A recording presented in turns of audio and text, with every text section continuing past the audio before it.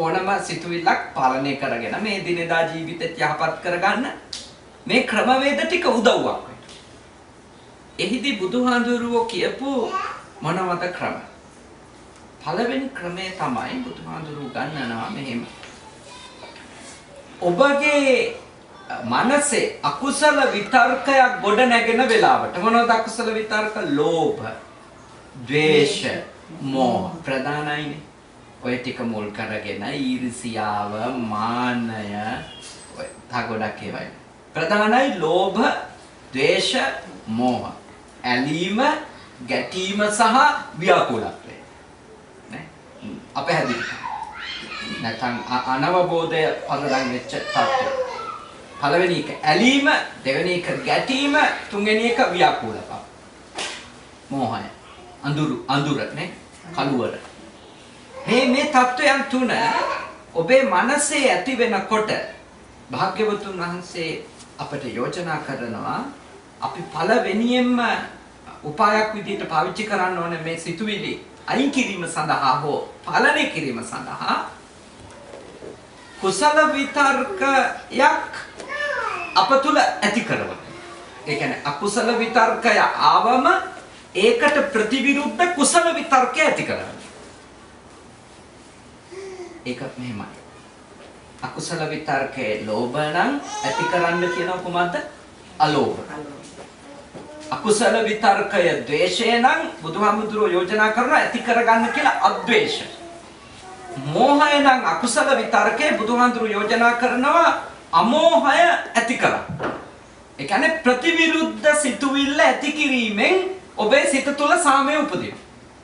සමාධිය ගොඩ නැගෙනවා. ඔබගේ හිත තුළ සැනසෙල්ල ගොඩ නැගෙනවා. මේක සරලව කිව්වොත් හිත ඉන්න එක වෙනුවට ඒකට ප්‍රතිවිරුද්ධ දේ හිතන්න පටන් ගන්නවා. සරලව. දැන්ට තියෙන එක වෙනුවට ප්‍රතිවිරුද්ධ එක ගොඩ නැගෙනවා. ඒක බුදුහාඳුරුවෝ උපමා කරන්නේ මෙහෙමයි.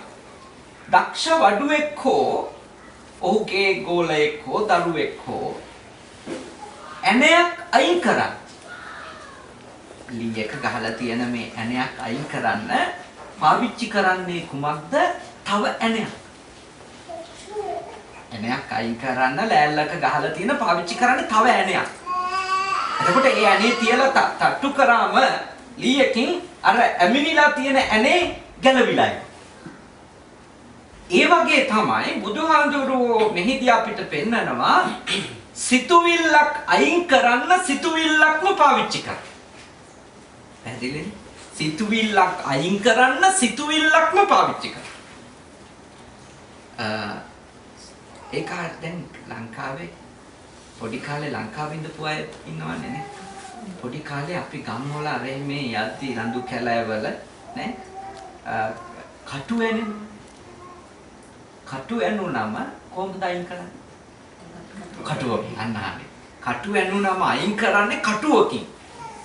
එතකොට ඒ කටුව ඒ කියන්නේ අයින් කරන්න පාවිච්චි කරන කටුව හැමතිස්සෙම හොඳ කටුවක් නේ හොඳ කටුවක් දෙහි කටුවක් වගේ හොඳ කටුවක් තමයි ගන්නෙ නේ නිදි කුඹ කටු ගන්න.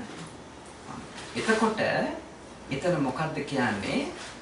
නරක විස සහිත කටුව අයින් කරන්න විස නැති තියුණු ආයි කැඩෙන්නේ නැති හොඳ කටුවක් පාවිච්චි කරන්න. ඒ වගේ තමයි අපේ හිතේ ඇතිවෙන අකුසල විතර්කයක් කියන්නේ ඇනිච්ච විස කටුවක් වගේ. ඒක අයින් කරන්න බුදුහාඳුරුවෝ මජ්ක්‍ධිම නිකායේ විතක්කසංතාන සූත්‍රයේ අපිට පළවෙනියෙන්ම යෝජනා කරනවා අර දෙහි කටුවක් වගේ හොඳ කටුවක් පාවිච්චි කරන්නේ නැත්නම් හොඳට උණු වතුරේ තම්බගලා ගත්තු යකඩ සුදු යකඩ කටුවක් පාවිච්චි කරනවා වගේ හොඳ සිතුවිල්ලක් ඇති කරගන්න. කුසල සිත්. ඒක මේ කියන කාරණාව ලේසි වැඩක් නෙමෙයි. ලේසි වැඩක් නෙමෙයි. කටුව උපමාවට ගත්තට මොකද මේ කියන්නේ ඇත්තටම power to power කියලා නේ. බලයට බලයක් කියලා. එතකොට අර බලය අරක දුර්වල කරන්න පුළුවන්. හැබැයි ප්‍රබල බලයක් අතෙන්ට ගේන්න ඕන. සිතත් එහෙම එකක්. සිත තුළ අපි බලගත්තු ඊටාම හොඳ කුසල සිතුවිලි ප්‍රමාණය වැඩි කරන්න අර අකුසල සිතුවිලි වලට පැවැත්මක් නැතුව යනවා. අර ලෝණඵල සූත්‍රය මගේ මතක විදියට. ඒකේ හරි ලස්සන උපමාවක් ඒ තියෙනවා. අපි පව් කරගෙන තියනවා නම් ඒ පව් බැහැර කරන්න අකුසල් ප්‍රමාණය බැහැර කරන්න අපිට කියන්නේ කුසල් වැඩි කරන්න කියලා. ඒක උදාහරණයකින් කියනවා මේ වගේ. දැන් අපි මේ කෝප්පෙට දැම්මොත් එහෙම ලුණු හැන්දක්. ලුණු තේ හැන්දක් දැම්මොත් මේකේ තියෙන වතුර ප්‍රමාණය හැටියට අනිවාර්යයෙන්ම ලුණු රහ දැනෙනවා. නේ? හැබැයි අපි ලුණු හැන්දක් දැම්මොත් ගඟකට අපි ලුණු හැන්දක් දැම්මොත් පොකුණකට නේ ලුණු හැන්දකුත් දාලා තියෙනවා හැබැයි වතුර ලීටර් ගාන වැඩි කරලා තියෙනවා. එතකොට ඒකේ කියනවා අපේ අකුසල් ප්‍රමාණයක් තිබුණත් අපි කරපු වතුර ප්‍රමාණය හෙවත් කුසල් ප්‍රමාණය වැඩි කරන්න අර අකුසලයට බලගතු වෙලා එන්න බැරි වෙනවා. ඉදිරිපත් වෙලා අපිට නරක විපාක ගෙනල්ලා දෙන්න බැරි වෙනවා. පැහැදිලි නේද මම කියන්නේ? ඒ හින්දා අපි කාටවත් අපේ හිත හදාගන්න තියෙන හොඳ උපායක් තමයි එන සිතුවිල්ලේ ප්‍රතිවිරුද්ධ එක හොයාගන්න. හොයාගෙන ඒක උපදව ගන්න වීර්ය ගන්න. ලෝභය නිසා රාගය නිසා අපි විඳවනවනේ. ඇලීම කියන්නේ ඉතින් විඳවිල්ලමනේ නේද? නැත්ති රාග සමෝවග්ගිනේ. ඇලිල්ලට සමාන වෙන ගින්නක් නැහනේ. පිච්චෙන එකමනේ වැඩේ. නේ හිතින් ඇලීම ඇති කරගත්තම ගතින් ඇලෙනකන් එවත් ඒක අපේ කරගන්නකම් පිච්චෙනවා. අපේ කරගන්න ලැබෙයිද නැද්ද? පිච්චෙන. ගතිනුයි හිතිනුයි දෙකෙන්ම අපේ කරගත්තට පස්සේ ආයෙත් පිච්චෙනවා. මට ඕන විදිහටම ඉඳීද නැද්ද? තියාගන්න පුළුවන් වෙයිද නැද්ද නේ? හොර කරයිද නැද්ද? බොරු කරයිද නැද්ද? කොච්චර බයෙන්ද ඉන්නේ නේ? ඉතින් ආයේ ඒ ගින්න ඔය දර ගින්නට වඩා පිච්චෙන එකයි. තෙල් වලින් පෙට්‍රල් වලින් එහෙම හැදෙන ගින්නට වඩා ලොකු ගින්නක් ඇලුනම තියෙන ගින්න. ඉතින් බුද්ධාගම කියන්නේ දෙන්නේ මොකද්ද? ඔබට ඇත්තටම සැනසෙල්ල ඕන නම් ඔබ ඇති කරගන්න ඕන නොඇලීම. ඔබ නොඇලීම දියුණු කරන්න තමයි ඔබට ඇලීම නිසා ඇතිවෙච්ච අසහනෙ දුර වෙන්නේ. පැහැදිලිද? ඒකට වීර්යය ඕන. මේ එකක්වත් මේ කකුල් දෙක උඩ තියාගෙන මේ බොහොම සුකෝපභෝගීව කරන්න පුළුවන් වැඩ. මේ ඔක්කොම කැපකිරීම. ලොකු වීර්යයක් ඕනේ. හැබැයි බුදුහාමුදුරුවෝ අපිට මැප් එක පෙන්නලා තියෙනවා නේ. සැනසෙල්ල ඕන නම් ඔයා මෙන්න මේ මැප් එකේ යන්න. ඔයාට විඳවනවා කියලා දැනෙනවනේ. ඔයාට දුකක් තියෙනවා කියලා දැනෙනවා නම් තේරෙනවා නම් දුකට හේතුව කොස් එක හොයාගන්න. මොකද්ද හේතුව? හේතුව තණ්හාව නම් තණ්හාවේ ප්‍රතිවිරුද්ධය හේවත් අද්වේෂය මේ අලෝභය නේ තණ්හාවේ ප්‍රතිවිරුද්ධය අලෝභය ඔබ තුළ දියුණු කරගන්න බලන්න. ඒකට තියෙන උපායන් බුද්ධාගමේ කියනවා. දාන, ශීල, භාවනා නේ මේවා කියන්නේ තණ්හාව දුරු කරගන්න තමයි. දාන, ශීල, භාවනා තණ්හාව දුරු කරගන්න අපිට තියෙන ප්‍රායෝගික පුහුණු. අතක බහුසුතක බුද්ධිය දියුණු කරගන්න. එතකොටත් ඇලීම අඩු වෙනවනේ. බුද්ධිය ප්‍රඥාව දියුණු වෙන්න අපේ ඇලීම අඩු වෙනවා. දාන ශීල භාවනා වලින් කරන්නේ ඒකම තමයි. එතකොට පළවෙනි ක්‍රමය ඕක. පළවෙනි උපාය ඕක අපේ අකුසල් සිතක් ආවම ඒකට සැනසෙල්ලක් හොයාගන්න කුසල සිතක්. දැන් ද්වේෂය આવොත් අද්වේෂය. ද්වේෂය આવොත් අද්වේෂය. ඒක ප්‍රතිවිරුද්ධයි. ඊර්ෂ්‍යාව આવොත් ඊර්ෂ්‍යාව කාන්තිම නරක ද්වේෂ මූලික මනෝභාවයක් නේ. ඊර්ෂ්‍යාව කියන්නේ අනුන්ගේ සම්පත උහුල ගන්න බැරි කම. අනුන්ගේ සැපය දරා ගන්න අපිට බැරි කම. ඒක එන්නේ හැමතිස්සෙම කොහොමද? අපි අපගේ සැපත ගැන තෘප්තිමත් නැතිකොට. නේ? අපි අපිට තියෙන ජීවිතය ගැන අපිට තියෙන සැපය ගැන අපි තෘප්තිමත් නැත්නම් අපිට හැමතිස්සෙම අනිත් එක්කෙනාගේ සැපත සම්බන්ධව ඊර්ෂ්‍යාවක් උපදිනවා. ඉතින් බුදුහාමුදුරුවෝ කියන්නේ ඔබ තුල මුදිතාව වඩන්න. මුදිතාවේ විශේෂිතම ලක්ෂණය තමයි ඔබ සම්බන්ධව තෘප්තිමත්. ඔබ සම්බන්ධව තෘප්තිමත් වෙනකොට ඔබට ලැබිච්ච දේවල්, තියෙන දේවල්, ඉන්න අය ඒව ගැන ඔබ තෘප්තිමත් නම් ඔබට අනිත් අයට ලැබිච්ච දේවල් ගැන අසහනයක් නැහැ.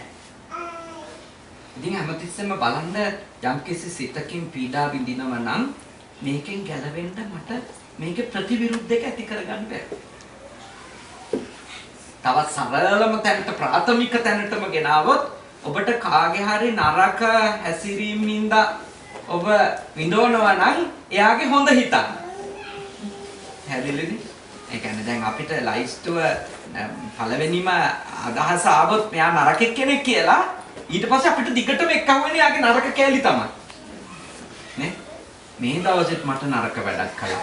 අසුවල් කතාවේදීත් මට නරකට තමයි කතා කළේ. දැක්කේ නැද්ද මට හින්ට් එකක් පාස් කරා. බොහොම අපි කෑලි එකතු කරනවා. බුදුහාමුදුරුවෝ මෙතන මේ යෝජනා කරන concept එක ගත්තොත් අපිට ඒ අරමුණේම හොඳ හිතුව. ඒ තනත්තාගේම ඒ තනත්තියගේම යහපත් ඒ පාසක මහත්තයත් එක්ක යනවා. ගඟ ගාවට මොකද ගඟෙන් ඉක්කොට වෙලා තමයි බස් එක ගන්න තියෙන්නේ. ගොඩාක් බස් එක නවත්තනවා. එහෙම මම ගිහිල්ලා අර මේ පාරුවෙන් ගිහිල්ලා මේ නගින්න ඕන බස් එක. ඉතින් දැන් බස් එකේ ගොඩාක් යන්න හෝන් එකක් ගහලා අන්තිම හෝන් එකක් ගහලා යන්න සූදානම් වෙනවා. තාම මේ පාරුකාරයා ගඟ බැද. ආමුතුරෝ කිව්වා ඔක ටිකක් ඉක්මනට අරන් යන්න අර බස් එක යන්න සූදානම් වෙනවා කියලා. මම මේකෙන් ඉතින් මේ ආමුතුරෝ ඒකට කරන්න දෙපැත්තට අබල ගහ දැන් මේ ඇදිලා යනවා ඉස්සරහ. මේ ගඟේ හරියට මාළු. දැන් අර බස්ක මහත්තයා කල්පනා කරනවා. දැන් මේ මිනිහා හබල් ගන්න විදිය මාළුවෙක් ගෙවත් ඇගේ හබල වැදුණා. මාළුව මැරුණා. එතකොට පව් රුකාරයටද මටද හඳුරවන්නද? යා කල්පනා කරනවානේ. කල්පනා කරනවා මේ කාටද පව් දැම්මේ? හිතලා අන්තිමටම හඳුරු. දැන් මේ මිනිහාට ඔබ වහන්සේ කිව්වා වේගෙන් යන්න කියලා. දැන් මේ මිනිහා හබල් ගහන විදියට මේ මාළුවන්ගේ ඇඟේ වැදුනොත් එහෙම හබල මාළුවෝ මැරෙනවා.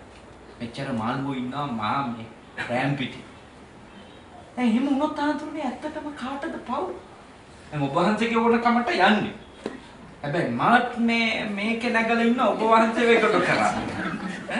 ඔරු කාර්යය මේක ඔබ වහන්සේ කියන ඉඳ වේගෙන් පදින. දැන් කාටද පව්? මටද? ඔබ වහන්සේටද? ඔරු කාර්යය. ආන්දරකෝ තමුසෙට තමයි. මොකද හේතුව? මිනිහනේ ඒක හිතන්නේ. චේතනාව නේද? හිතන්නේ නැත්තම් පව් නැහැ. චේතනාව වැඩ ඉන්ටෙන්ෂන්. හිත දේවල් වුණොත් කර්මයක් සම්පූර්ණ වෙනවා.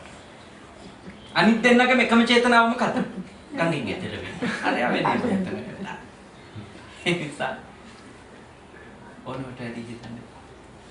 නූපන් අකුසලුත් වැඩෙනවා හිතනකොටනේ. තියෙන අකුසල් වැඩි වෙනවා. බුදුහාමුදුරුවෝ කියන්නේ මානසිකාරෝත හිතන්න යන්න එපා වුණාට. නොහිතින් ආරම්මණයන් ගැන මෙනෙහි නොකර ඉන්න. සුභ වශයෙන් මෙනෙහි කරන්න මොනවද? අකුසලනේ. අසුභ වශයෙන් තරහෙන් ද්වේෂයෙන් මෙනෙහි කරන්න අකමැත්තෙන් තරහ අකුසල සිත්. ලස්සනයි ප්‍රියයි මිහිරි හොඳයි කියලා මෙනෙහි කරන්න තණ්හාවනේ. බුදුහාමුදුරුවෝ ගානන් න මානසිකාරෝත ඒක ගැන හිතන්න. දැන් ක්‍රම කියයි. තුනක්. ඒක ගැන හිතන්න එපා වෙන එක ගැන හිතන්න. හිත ඉන්න එකේම විපාක හිතන්නෙම නැතුව ඉන්න. ක්‍රම තුනයි. මොකටද? අකුසල විතර්කයන් දුරු කර. හිත හදාගන්න. හිත සුවපත් කරගන්න. බුදුරජාණන් වහන්සේ දේශනා කරන ඔය ක්‍රමයටත් බැරි නම් ක්‍රම තුනක් කියලා උන්වහන්සේ ආයෙත් දේශනා කරනවා. ඔය ක්‍රමයටත් බැරි නම් තුන්වෙනි ක්‍රමයටත් බැරි නම් මහණෙනි මම නුඹලාට හතරවෙනි ක්‍රමයකොත් කියලා. මොකද්ද? දැනට නුඹලා මෙනෙහි කරමින් සිටින අරමුණෙහි මූලය හොය. මුල්ම ස්වභාවය. අපි කියමු රූපයක් කියලා. දැන් රූපයේ යථා ස්වභාවය. මූලිකම ස්වභාවය. මතක් කරන්න පටන් ගත්තොත් ඇලීමෙන්නේ නැහැ, ගැටීමෙන්නේ. සත්‍යම ස්වභාවය. ඕනම රූපයක තියෙන නේ සත්‍යම ස්වභාවය අපි හරියටම කන්සන්ට්‍රේට් කරන්න පටන් ගත්තොත් ඒ රූපින්ද රණ්ඩු වෙන්න හිතෙන්නේ නැහැ, ඒ රූපින්ද යාළු වෙන්න හිතෙන්නේ නැහැ. එක්සැම්පල් එකක් ගමුකෝ මෙහෙම. අංගුත්තර නිකායේ අපේ අඳුර දන්නවා ඒකක නිපාතේ පළවෙනිම සූත්‍රයේ බුදුහාමුදුරුවෝ කියනවා පින්වත් මහණෙනි පුරුෂයාට ස්ත්‍රී රූපය තරම් ප්‍රිය වෙන රූපයක් නැත. ස්ත්‍රියටද පිරිමියාගේ රූපය තරම් වෙන ප්‍රිය රූපයක් නැත. බුදුහාමුදුරුවෝ කියනවා අංගුත්තර නිකායේ ඒකක නිපාතේ පළවෙනිම සූත්‍රය. ඔක තමයි කියන්නේ. වෙන ප්‍රිය රූපයක් නැහැ. දැන් ස්ත්‍රියකට පිරිමි රූපයක ප්‍රිය වෙන්නේ මොනවද? නේ? පිරිමියෙකුට ස්ත්‍රියකගේ රූපේ ප්‍රිය වෙන්නේ මොනවද? නේ? කොටස් පහ. මොනවද ප්‍රිය? කේස. නේ? ලෝම. නඛ. දන්ත. තචු. කාගේ හරි රූපයක ප්‍රිය වෙන්නේ කෙස් වලට ප්‍රියයි. කොණ්ඩෙට මං ඔබේ කොණ්ඩෙට ආසයි. කැමති. ලස්සන. ඊළඟට කැමති නියපොතු වලට නේ. ඊළඟට කැමති රෝම කූප වලට. ඊළඟට කැමති දත් වලට. හරි ලස්සන දත් ටික. කැමති. ඊළඟට හැමත කැමති ස්කින් එක නේ. කැමති. ඔය අරනකොට මම දන්න තරමට මේ ලෝකේ කිසිම කෙනෙක් කියලා නැතුව ඇති මං ඔයාගේ වකුගඩුවට මට ඔයාගේ liver එක ගැන හරි උද්‍යෝගයක් කියලා නෑනේ ස්වාමීනි නේද? ඒ කියන්නේ අනිත් දැන් 32ක් තියෙනවා බොඩි එකේ නේ? භාග්‍යවතුන් වහන්සේගේ දේශනාවට අනුව මේ බොඩි එක කොටස් 32ක් නේ? කොටස් 32කින් අපි කැමති ඔය පහට විතර කාගෙත් කැමති ඔච්චරයි. දැන් බුදුහාමුදුරුවෝ කියන්නේ මොකක්ද? ඔබට යම් කිසි රූපයක් නිසා දැඩි ආවේගයක් එනවනම් කැමැත්ත මත හෝ අකමැත්ත මත ඔබ මේවයි තියෙන ඇත්තට යන්න. ඔය කේසාවල ඇත්ත හොයන්න. ඔය ලෝමාවල තියෙන ඇත්තම බලන්න. දත්වල තියෙනවද ඔබට ආසාව උපදවන්න පුළුවන් දෙයක්? කෙස්වල තියෙනවද ඔබව මුසපත් කරන්න පුළුවන් දෙයක්? ඔබ ඒකේ මුලට යන්න. මුලට ගිහිල්ලා බැලුවොත් කෙස් ගැන තියෙන්නේ ඔබට ඇත්තටම කෙස් නිසා ඇති වෙච්ච ආසාවක්ද නැත්නම් කෙස් ගැන ඇති කරගත්තු ආසාවක්ද නේ? කෙස් වලට පුළුවන් ඔබ අවසන්න නැත්නම් කෙස් ගැන ඔබ හිතන එකටද ඇවිස්සලා තියෙන්නේ? කෙස් වලට අපිව ආසාවෙන් මුසපත් කරන්න පුළුවන් නම් කෙස් වල